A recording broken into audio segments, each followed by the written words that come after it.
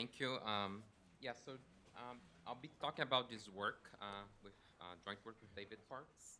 So in this work, we ask about very similar to what Tarun was talking about, is how we can think about designing decentralized exchanges or DeFi protocols that can be audited by users, where they have guaranteed they're not being manipulated by or MEV has been extracted from them.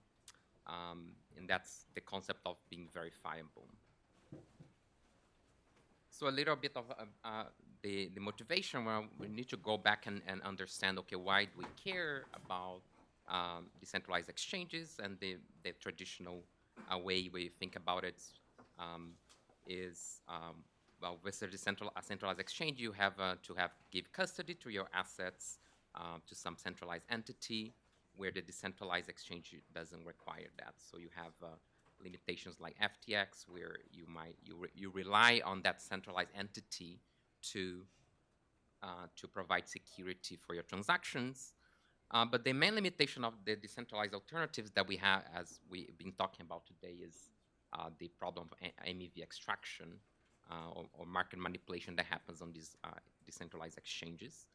And I think here what's interesting question is how we can solve that problem without breaking the main thing that we want, is that we should not rely on solutions that rely us to trust in a centralized entity, because otherwise, why you bother? So why? Here, how is it the design works? Here, I often give this talk to people who don't even know what Bitcoin is. So the high-level ideas that the user expects from this interaction with exchanges, that they think they're going to be sending their transaction to the blockchain and to this contract, but in fact there's many entities in between, and that's even getting more complicated, right? We have flash bots, or we have relays, and the interactions are just getting more complicated over time. For the users, though, they think they're just gonna get their transaction executed in the exchange. But in practice, you have builders. The builders, they're promising they're gonna sequence transactions in a fair and honest way, and these transactions are gonna execute in this particular order in the exchange. And here, in this particular talk, I'm going to be focused on Uniswap-like exchanges, but it also works for our solution for removing MEV, works for order books on other types of exchanges. But just keep in mind that the solution I'll be thinking about is for Uniswap-like exchanges. And what goes wrong here is that the problem with Uniswap is that the builder, if they're being strategic, what they can do is that once they see, for example, that transaction B2 wants to buy Ethereum, they're going to buy Ethereum before the user, which makes the price go up, and they immediately sell. So that's what we call the MEV, or it's the profit that's being extracted by these strategic builders. And here is just a picture of that, where I'm often going to be using these pictures, where I'm going to use this blue arrows to denote transactions for users, red arrows transactions from strategic builders. But in practice, the users don't see, they can't see what's a blue edge and what's a red one. And this edge is moving to the left is just buying some token, and edge is moving to the right is selling tokens. And the MEV that's being extracted from these exchanges, here I have a graph showing how much has been extracted from UNIS in the Ethereum blockchain. This is just not only Uniswap, but most of the MEV is currently on that. So what can be done? What's the how can we have been approaching this problem? So there's a few solutions. One of them is this idea of batching auctions, like call swap, where the idea is that we are just going to settle transactions at the same price for everyone, and intuitively that means that everyone is going to pay the same price. Then you're not going to have MEV. And there's a few challenges of that. There's often higher costs, higher latency, and you also have to design. You essentially design a new exchange if you're implementing a batch auction. Something that's also very common in probably in this conference is while we could encrypt transactions, right? If transactions are encrypted and people don't know what your transaction is, then that's would remove MEV. But we still have seen challenges in actually implementing these solutions in practice. One, for example, if you're encrypting a transaction, you have to eventually decrypt it, and then you have to figure out what should you do if someone doesn't decrypt that transaction. So it's nice in theory, but there is a lot of challenge to make this work. And I think the main solution that we really have is we could use a relay service, right? Flashbots, and but that's not auditable, right? You really have to trust this centralized entity now to really not be manipulating the execution ordering of transactions. And that solution is very efficient, right? We really require this entity to do all the computation off chain, and if you can trust it, then that'll be great. So that's really what inspired us to think about this problem of the MEV extraction is how could we build something like a relay that can be trusted without relying on complicated cryptographic tools. So our solution is essentially going to be a game theoretical solution and a mathematical and game theoretical solution that doesn't rely on like advanced crypto like MPC. I'm not against that. It's just that I think there's a lot of challenge on to implementing that. And again, I think all the solutions that can be combined. There's no reason why we can't combine the solutions in practice. And I'm going to give you a solution. How can you, in particular, focus on building relays that can be trusted by users? So the solution is, as before, what we're going to have is a sequencer, which is this entity that's really promising. He's not going to manipulate your execution ordering of transactions. So he's going to make a promise that's not going to do it. But importantly, he's going to give you a way for you to verify that promise that he's giving you. In the sequencer, he's still going to be able to include transactions in the input, because the sequencer is just this like algorithm that picks a set of transactions. He can still add his own transactions there, and you want to ensure that you can design a sequencer that even if he can manipulate the input, he cannot be profiting by picking a particular execution ordering from the output. So our main result here was that we proved that there is a nice sequencer that ensures that for every transaction that is executed, that transaction is going to get an execution price that's at least as good as that transaction was the only one executing, right? So the setting where the transaction is the only one in the block. So this is what it's saying. You either get the price you'd be getting if you're the only transaction executing, or you might be getting a worse price than that price, but provably no one is gaining MEV from your transaction. So that's the provable guarantee. Or equivalent statement here, to take the converse of this statement, is that if someone is extracting MEV from your transaction, then the price you're going to be getting is at least as good as if your transaction was the only one executing. So it's a very strong guarantee that a minimum execution price guarantee for the users that we are providing. Okay, so a little bit of background, what we mean by a verifiable rule. First, the model. So the model, we are only going to rely on, our algorithm can only rely on the particular information. It only rely on the fact if a transaction is either buying or selling token 1 or token 2. So we have two tokens, 1 or 2. So every transaction is either buying or selling, and we're not going to rely on timestamps at all. And the rule can also rely on the volume of trades. But the rule I'm going to give you actually doesn't even rely on the volume. It's just going to rely on the fact if you're either buying or selling a token, and not going to rely on timestamps.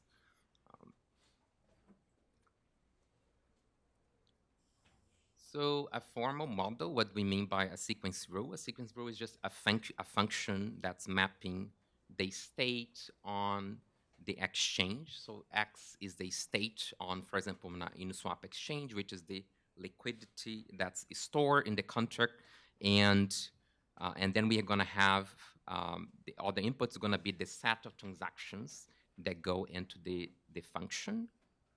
And a sequencing rule is just mapping this state and the set of transactions to what we call a valid set of orderings.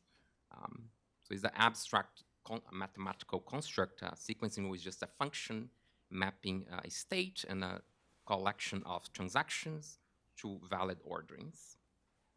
In the sequencer, the person who's going to be running this function, right, he can add or censor transactions. He can modify this particular set T1 to Tn. And some things you want to have for practical reasons, it should be efficient to find, if I give you a function, you should be efficient to actually compute some ordering, right? If you want someone to run your sequencer, they should be able to compute it efficiently. And it should be verifiable, and that's very important here. That's really the catch. What we want is that if someone later he posts on, for example, in the blockchain, that the execution ordering is this particular ordering T, and the initial state on the exchange was X, someone should be able to check if this execution ordering you're seeing really belongs to that valid collection of orderings. And that's really important here, because otherwise someone could, if it's not verifiable, there's really no point. In polynomial time, because again, we care about being practical. So, okay, what would be a dream sequencing rule? Would be a sequence rule that's MEV proof, which means that no matter what, so given a set of transactions, no matter how the person running the sequencer modifies the input, there's no way they can obtain some risk-free profit, right? So that would be a definition of MEV, right? So you should not have any MEV. So unfortunately, we first show in this work that this is impossible. You cannot have a sequence rule that's MEV proof. Although I show you that we can give a very strong guarantee, the guarantee we give doesn't mean that there's no MEV. Because what we do is that we remove bad MEV. We remove sandwich attacks, things like that. We don't remove things like arbitrage between transactions. So that's what we mean by being impossible to have a MEV proof. It means that any sequence rule is at least vulnerable to arbitrage MEV. Here, a quick proof. I'm not going to go in details, but for those interested, all my drawings are not working. But in a high-level idea, what we do is that we pick a particular example. With this example, with three identical buy orders, where you're buying 2 units of token 1, and 3 identical sell orders, where you're buying you're selling 1 unit of token 1. And essentially what you do is you show that for any particular ordering that you pick, there was a way to assign some of those transactions to the sequencer, the person running the algorithm, and you show that if he owned those transactions, he would be getting a risk-free profit. So that's essentially the impossibility result. So you just check all possible permutations and show that there is a way to extract MEV. So now I'm going to give you the rule that gives the positive results that I mentioned. What we do is that, okay, initially we're going to have the initial state on, for example, Uniswap. But it could be other exchanges, but Uniswap is easier to describe. And we are going to have the set of transactions that we want the sequencer to sequence, which we call the set of buy orders and the set of outstanding sell orders. And the output of the algorithm is an execution ordering of transactions. Is the order transactions are going to go to the exchange. And what the algorithm is going to do is that while you still have buy orders and sell orders that you still have to sequence, then you simulate what the state of the exchange is going to be after you sequence so you look on the transaction you have already sequenced, and you simulate what the state of the exchange would be at that point. and you look on the amount of token, for example, token 1 that was at this particular state relative to the state on the beginning of the block. And if that's true, that means that if you execute a buy order at this particular point in time, that buy order is going to actually be happy. He's going to get a better price than he would be getting if he was executing in the beginning of the block. So what you do, you add a constraint that the next transaction to execute must be a buy order. Otherwise, you add a constraint that the next order to execute should be a sell order.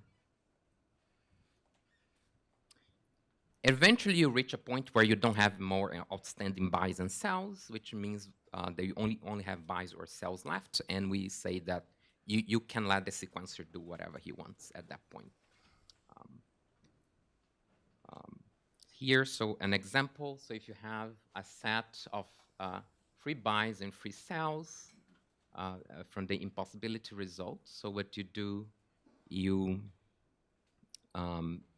so in the beginning, you can sequence a buy, then you are forced to sequence a sell, then you're forced to sequence a sell, then you can either sequence a buy or sell, and then you're forced to sequence a sell, and that in this point though you don't have more cells left, which means the sequencer can do whatever he wants, but you only have a buy order anyway, so you sequence a buy. So another example of why does this remove MEV from, for example, a traditional sandwich trade? So what's a sandwich trade? You have the users buying a token. What the adversary is doing, he buys before the user, and then he immediately sells. So what you do? So this particular ordering is not valid. So why is that? Because once the sequencer buys a token 1, the rule says that the next order to execute must be a sell. It cannot be a buy because you still have outstanding buys and sells. So this would be an invalid ordering that anyone can check and verify is violating the rule. What the sequencer would force the sequencer would do is force the sandwich trader to immediately sell if they try to sandwich a transaction. And by that, it really doesn't get any profit from that. So the only valid orderings are the ones on the right, and you can just check that any of those you can extract any MEV. You can't extract any MEV from those trades. So a high-level idea of how you prove the guarantee. So recall the guarantee is that for any transaction that executes, if MEV is extracted, then that transaction is getting a good price. The high-level idea is that we divide the ordering that you see into groups. We call the core.